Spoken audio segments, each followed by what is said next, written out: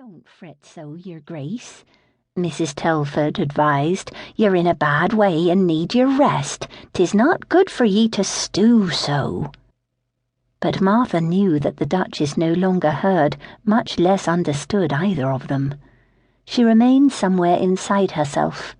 Her lips moved without making a sound, as if in prayerful supplication, and she tossed restlessly on her pillow.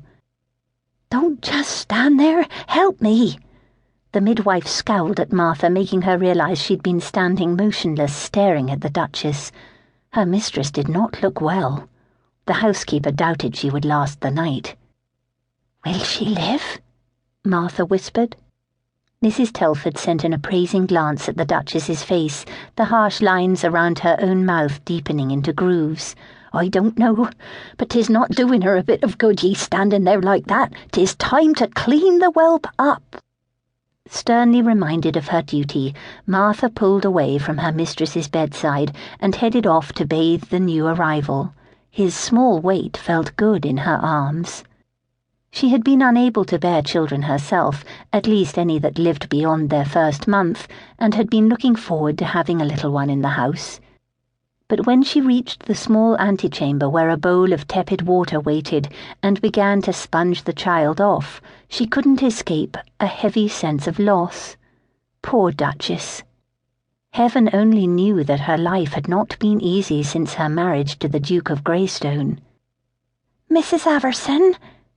It was the tweenie, the least among the least of the maids. "Yes, Jane?"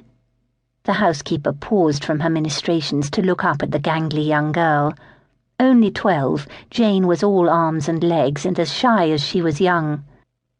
"The master would like to see his son," she said, slightly out of breath. Martha could tell by the uncertainty in Jane's eyes that all was not well.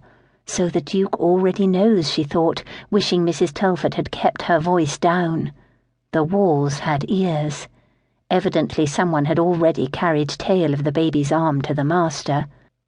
"And where is he?" she asked. "I've barely begun to bathe the babe, and he should be allowed to suckle before—" "I'm begging your pardon, Mrs. Averson," the jittery girl interrupted. "His Grace demands we bring the child right away, lest we both lose our positions. He's waiting in the library. Mrs. Telford is on her way there."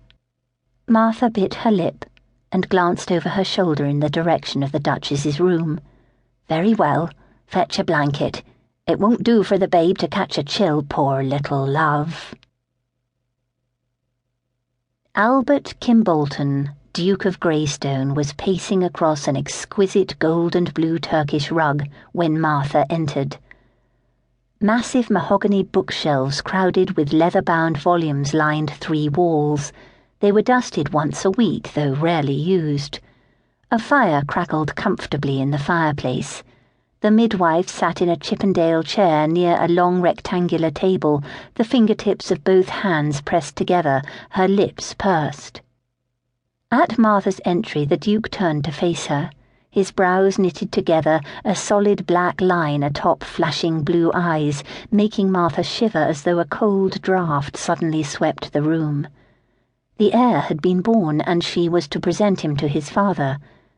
But this was nothing like the moment she had long anticipated. There were no smiles of delight, no proud glances, only anger seething from the man before her with all the force of a tidal wave. Martha drew a shaky breath. "Your son, your Grace." "Lay it on the table." Greystone did not bother to watch as Martha reluctantly deposited her charge as directed. Instead, he stared into the black night beyond the window that mirrored his savage-looking visage. "That will be all." Martha backed away. Only the fear of making matters worse forced her to take one step and then another until she passed into the hall. After closing the door, she paused on the other side to listen to the words floating to her ears from within the library. "What are you telling me?" Martha could hear the tremor in the Duke's voice even through the door. "As I said before, your son is deformed," the midwife explained. "'Tis not uncommon. Such things happen now and again. From the look of it, the babe will never have the use of his right arm." "And his mind?" Is it similarly defective? An interminable pause. I cannot tell, your grace. 'Twas such a difficult birth. I see. Will he ride? Hunt? He may do neither. I have no way of knowing how the child will develop. In all honesty, your grace, I am far more concerned with your lady. My lady? After 5 years, this is what she gives me? A cripple? A laughing stock? The sound of shattering glass made Martha jump.